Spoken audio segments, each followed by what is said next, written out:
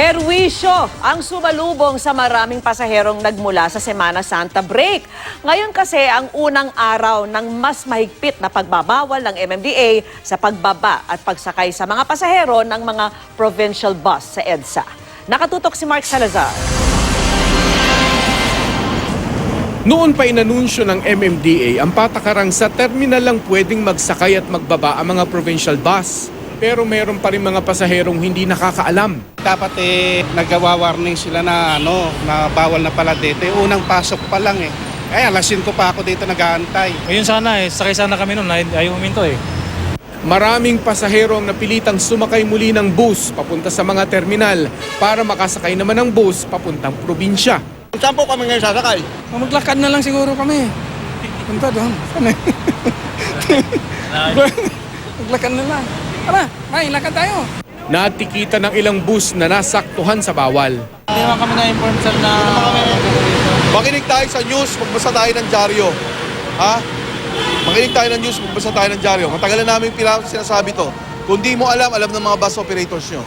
Lahat ng violation na pwede ay ipapataw daw sa lalabag na provincial bus. So lahat 2,650. Pwede, obstruction, closed door policy, no loading unloading zone, at saka yung disregarding traffic sign. Ngayong araw din sinimulan ang voluntary dry run sa paggamit ng mga integrated terminals sa labas ng Kamaynilaan para hindi na kailangan pumasok ng halos 2,000 provincial bus sa Metro Manila. Unang hakbang ito sa planong ipasara ng lahat ng 76 na bus terminal sa loob ng Metro Manila.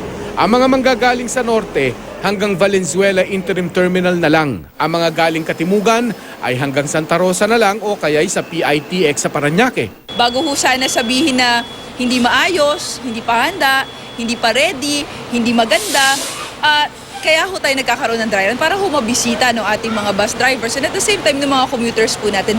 Pero dahil voluntary lang ang dry run kanina, isa lang sa 824 provincial buses galing norte ang gumamit ng Valenzuela Interim Terminal. Naka-ready po kami, matagal na po. Mga isang buwan na po kaming ready dahil po sa... Kami naman po talaga 2 taon nang nag-ooperate. Mark Salazar, Nakatutok, 24 Oras.